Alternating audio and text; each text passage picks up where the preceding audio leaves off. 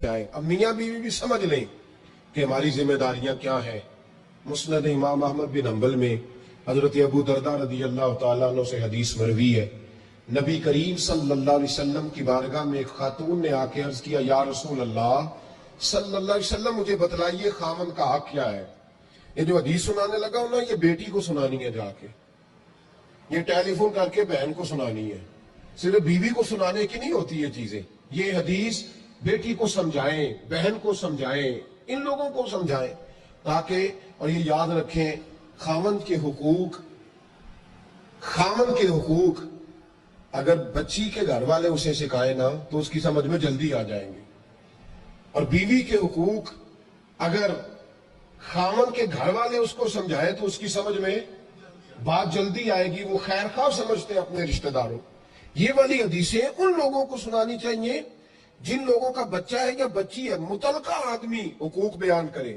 جب متبادل چیز کسی کے سامنے آتی ہے تو وہ کئی دفعہ سمجھتے ہیں کہ خلوص اس میں پورا نہیں پایا جاتا.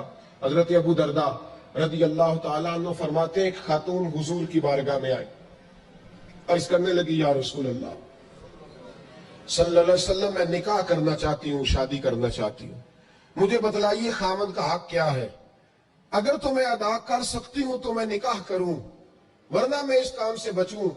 میرے نبی کریم علیہ السلام نے فرمایا، بی بی اگر خامد کے ناک سے ریٹھ نکلے، ریشہ نکلے، پیپ بہے اس کی ناک سے، اور بی بی اپنی زبان سے وہ صاف کر دے، تو پھر بھی اس کا حق ادا نہیں ہوتا.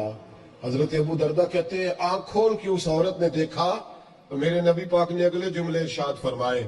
حضور نے فرمایا، تو ان باتوں میں حیرت کر رہی ہے، میں اگر خدا کے علاوہ کسی کو سجدے کا حکم دیتا تو میں عورت کو کہتا اپنے خاوند کو سجدہ کرے، میں اس کو کہتا یہ کام کرے.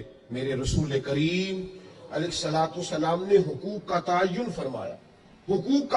فرمایا، اور نبی کریم صلی اللہ علیہ وسلم نے فرمایا، جو عورت اس حال میں مر گئی، اس حال میں دنیا سے گئی کہ اس کا خاوند اس سے راضی تھا، اس کا شوہر اس سے راضی تھا، اس کا گھر والا اس سے مطمئن تھا، تو میرے نبی پاک فرماتے ہیں جب دنیا سے جائے گی تو رب کریم جنت کا دروازہ کھول کے فوراً ہی جنت میں داخل فرما دے گا. اس کو بغیر روک ٹوک جنت دے دی جائے گی. شرط یہ ہے کہ وہ جب دنیا سے جائے تو اس حال میں جائے کہ اس کا خاوند اس سے شکوے نہ کرتی پھرے، شکایتیں نہ کرتی پھرے، شکایتیں نہ کرے. ہمارے زمانے میں شکایتیں ہوتی ہیں، اور خواتین، عورتیں اس بات کو سمجھتی نہیں کہ اللہ نے جو میرے نصیب میں رکھا تھا اور جو خامد رب نے میرے لیے پسند کیا تھا وہ اللہ نے مجھے عطا فرما دیا ہے. وہ شکوے کرتی ہیں، شکایات کرتی ہیں، اور دوسری عورتوں کو سامنے رکھ کے وہ فلاں کے حصے میں یہ چیز آئی، فلاں کے حصے میں یہ چیز آئی، فلاں کا خامد یوں کرتا ہے، شکوہ کرتی ہیں. میرے رسول پاک علیہ السلام نے فرمایا، عورتیں کثرت سے جہنم میں جائیں گی، کثرت سے. تو ایک صحابی رو پڑے، ایک حدیث میں لفظ یہ ہے رو پڑے. عرض کرنے لگے، یا رسول اللہ وہ ہماری مائیں بھی ہیں، بیٹیاں بھی ہیں، بہنیں بھی، حضور جہنم میں جائیں گے؟